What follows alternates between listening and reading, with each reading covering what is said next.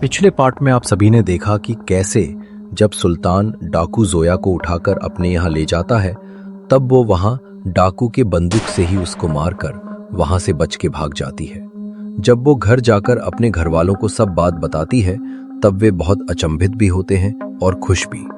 गांव में कुछ दिन तो खूब शांति और खुशहाली रहती है, लेकिन एक दिन फिर बनवारी लाल को सुल्तान डाकू का भूत मिलता है, जिसको देख के वो बहुत घबरा जाता है। अब आगे। बनवारी लाल रात के अंधेरे में भागता हुआ गांव वालों को जाकर उठाता है।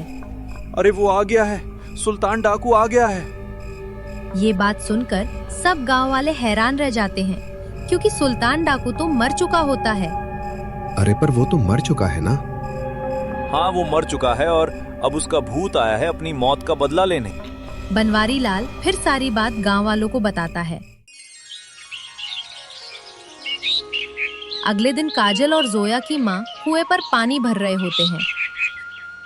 तुमको तो पता ही होगा कि आखिर वो सुल्तान डाकू का भूत गांव में वापस आ गया है। बोल रहा था कि उसे किसी गांव की लड़की ने मारा है और अब उस भूत को उसी लड़की की तलाश है। वो लड़की अगर उसे ना मिली तो वो रोज गांव की एक लड़की को उठाकर ले जाएगा।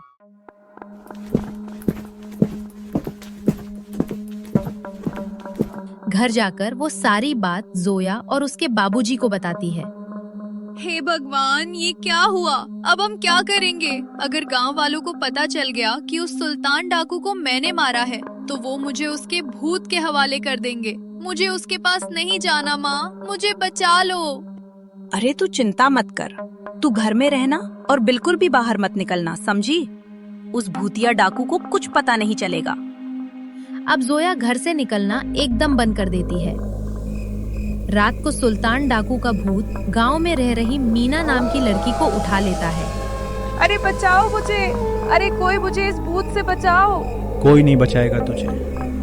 अगर बचाना है तो उस लड़की को मेरे पास लेके आना होगा। अब रोज रात को उस डाकू का भूत गांव की एक लड़की को उठाकर ले जाने लगता है। बेचारे माँ बाप अपनी आंखों के सामने अपनी बच्चियों को जाते देख रहे होते हैं, पर कुछ कर नहीं पा रहे होते। अरे आखिर है कौन वो लड़की जो हमारी गांव में रहती है और उसने उस डाकू को मारा? अगर वो लड़की उस भूत को नहीं मिली तो वो तो गांव की सभी लड़कियों को ले जाएगा। हमें जल्दी उस लड़की को ढूंढना होगा। हाँ भाई, आप कह तो सही रहे हैं, लेकिन हम उस लड़की को ढूंढेंगे कैसे? कोई खुद से क्यों ही मानेगी कि उसी ने डाकू को मारा था। एक काम करते हैं, हम गांव की सभी लड़कियों को आज रात इसी बरगद के पेड़ के पास आने को बोलते हैं। जब आज रात को डाकू का भूत आएगा तो खुद पहचान लेगा। ये सब बात वही खड़ी जोया की माँ सुन रही होती है। वो जल्दी से घर जाकर ये बात जोया और उसके बाबूजी को बताती है। जोया ये सुनकर घबरा जाती है। अब रात हो जाती है और सभी लड़कियां पेड़ के पास आकर खड़ी हो जाती हैं। जोया वहां नहीं आती, वो घर पर ही छुपी हुई होती है। रात को जब उस सुल्तान डाकू का भूत आता है तो सब लड़कियां घबरा कर कांपने लगती हैं। अरे वाह, आज तो लगता है सभी गांव की लड़कियां आई हुई है। मजा आ गया। हाँ, हमने आज गांव की सभी लड़कियों को बुला लिया है। जिस लड़की की तुमको तलाश है वो इसी में कोई है। बताओ कौन है वो आखिर? ये तो तुम सबने बहुत अच्छा किया। कहाँ है वो लड़की? कहाँ है वो? भूत सब लड़कियों को ध्यान से देखता है, पर उसमें जोया नहीं होती। वो गुस्से से लाल हो जाता है। वो लड़की नहीं है यहाँ। कहाँ छुपाया है उसको तुम सबने? हम ऐसा क्यों करेंगे? आखिर कौन है वो लड़की जो आज यहाँ नहीं आई? जोया नहीं है यहाँ और मैंने उसे बहुत दिनों से नहीं देखा। हाँ, सही कहती हो, मैंने भी कब से उसे नहीं देखा। पहले तो रोज नहर पर आती थी। अब पूजा और नीतू जोया का नाम ले देते हैं। गांव वाले तुरंत जोया के घर जाते हैं। वो जोया को बाहर आने को बोलते हैं, पर वो जाने से इनकार कर देती है और रोने लगती है।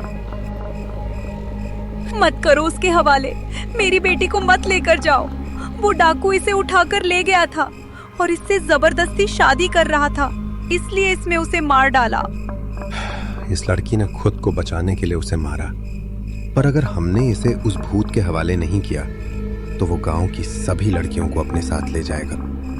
ये सुनकर जोया को बाकी लड़कियों के लिए बहुत बुरा लगता है। वो खुद ही उस भूत के पास चल देती है। उसके माँ बाप उसे बहुत रोकते हैं पर वो किसी की नहीं सुनती। जब वो उस भूतिया डाकू के सामने पहुंचती है तो उसकी खुशी का ठिकाना नहीं होता। मिल गई। आखिरकार मुझे ये मिल ही गई। अब मैं इससे शादी करूंगा। पर उसके लिए तो मेरी जरूरत होगी ना। चलो मैं तुम्हारी अभी शादी करवाता हूँ। पंडित उस भूतिया डाकू की शादी करवाने लगता है। डाकू बहुत खुश होता है, लेकिन भूतिया डाकू को जरा भी अंदाजा नहीं होता कि उसके साथ क्या होने वाला है। जैसे ही वो भूत अग्नि में सामग्री डालता है, वो उसी में भस्म हो जाता है। हाँ, मिल गई इसे मुक्ति और हम सबको। गांव वाले खुशी से झूम उठते हैं। जोया और उसके माँ बाप भी खुशी से रोने लगते हैं। सभी लड़कियां वापस आ जाती हैं और पूरा गांव खुशहाली की जिंदगी जीने लगता है।